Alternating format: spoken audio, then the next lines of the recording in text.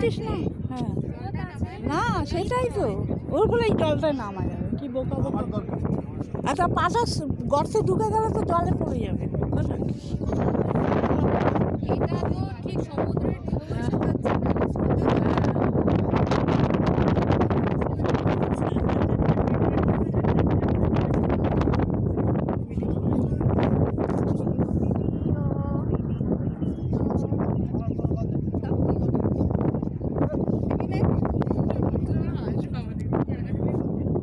ভীষণ সুন্দর।